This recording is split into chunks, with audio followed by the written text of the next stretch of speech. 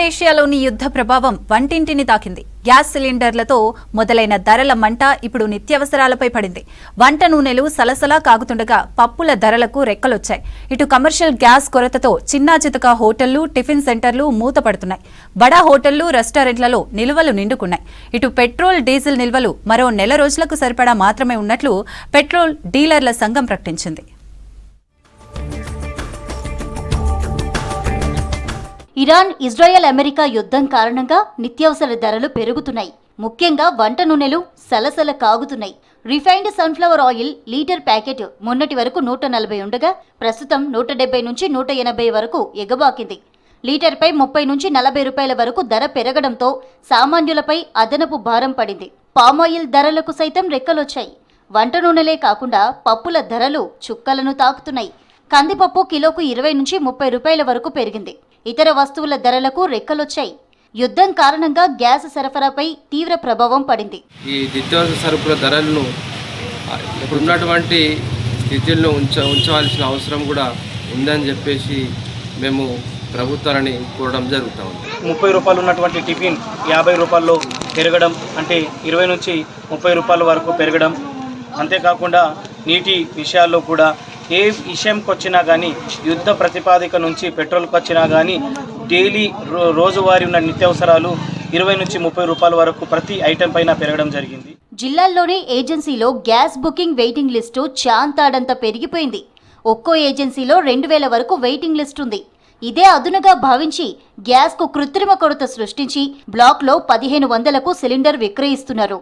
Commercial gas షార్టేజీతో చిన్నా చితక హోటళ్లు మూతపడ్డాయి. బడా హోటళ్లు, రెస్టారెంట్లలోనూ గ్యాస్ నిల్వలు నిండుకున్నాయి. గ్యాస్ సరఫరా కాకపోతే అవి కూడా మూతపడే పరిస్థితి నెలకొంది. వాణిజ్య గ్యాస్ సరఫరా చేయాలని హోటళ్ల నిర్వాహకులు కోరుతున్నారు. హోటళ్లు మూసేస్తే ప్రత్యక్షంగా, పరోక్షంగా వందలాది మంది ఉపాధికి గండి పడుతుందని చెబుతున్నారు హోటల్ నిర్వాహకులు. గ్యాస్ ఇప్పుడు నెల అయిపోతుంది కానీ రింపుకోలేము సార్. ఒక బుడ్డు తిప్పలేదు, బండ్లు వస్తలేవు, కాడెంకు అని ఇక్కడ వచ్చినాం. గ్యాస్ లేదు, ఛాయ్ చేసుకుందామంటే సిలిండర్ లేదు. ఇంట్లో కట్టెలు పెట్టి పొయ్యి ముట్టించుకొని చేసుకుంటున్నాం. ఒక పూట చేసుకుంటే ఒక పూట చేసుకుంటలేము. ఇరాన్ యుద్ధంతో గ్యాస్ సరఫరాపై తీవ్ర ప్రభావం పడగా పెట్రోల్, డీజిల్ కు ప్రస్తుతానికి ఎలాంటి కొరత లేదని పెట్రోల్ డీలర్ల సంఘం ప్రతినిధులు అంటున్నారు. రాష్ట్రంలో నెల రోజులకు సరిపడా పెట్రోల్, డీజిల్ నిల్వలు ఉన్నాయని చెప్పారు. పెట్రోల్, డీజిల్ ఇళ్లలో నిల్వ చేసుకోవద్దని సూచిస్తున్నారు. ఇండియన్ గ్యాస్ బుక్ చేసి 15 రోజులు అవుతుంది. మేము బుక్ చేసినా కానీ మాకు సిలిండర్ ఊర్లోకి వచ్చి ఇచ్చిపోవట్లేదు. మొన్న వారం వస్తే ఆ ఏ నెంబర్ కూడా సరిగా స్పందించట్లేదు. ఇప్పుడు రిలయన్స్ పార్టీ పోయి ఒక ఇంజక్షన్ తీసుకుని వచ్చిన మళ్ళా ఇది ఎటైనా పెళ్లికి పోతే టిఫిన్ సెంటర్లు కూడా దొరుకుతలేవు. చాలా తీవ్ర కొరత ఉంది సిలిండర్ల పైన. మున్ముందు నాకు తెలిసి ఇంకా పెట్రోల్ మీద కూడా పడుతుందని భారమని నేను అనుకుంటున్నాను. యుద్ధం కారణంగా కోడిగుడ్లు, బాస్మతి రైస్ ఎక్స్పోర్ట్ నిలిచిపోయి ధరలు తగ్గే అవకాశం ఉందని చెబుతున్నారు. అయితే వంట నూనెలు, నిత్యావసర ధరల పెరుగుదలతో ఇంటి బడ్జెట్ కూడా పెరిగిందని గృహిణులు ఆందోళన చెందుతున్నారు.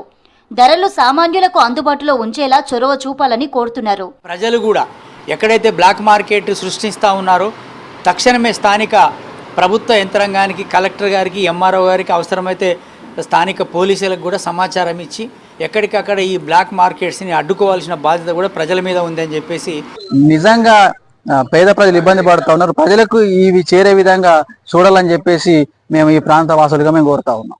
యుద్ధం ఎఫెక్ట్ సామాన్య, మధ్యతరగతి ప్రజలను తాకింది. వంట నూనె ధరలు పెరిగి గ్యాస్ కొరతతో అల్లాడుతున్నారు. యుద్ధం సాకుతో వ్యాపారులు కృత్రిమ కొరత సృష్టించి ధరలు పెంచకుండా ప్రభుత్వం చర్యలు చేపట్టాల్సిన అవసరం ఉంది.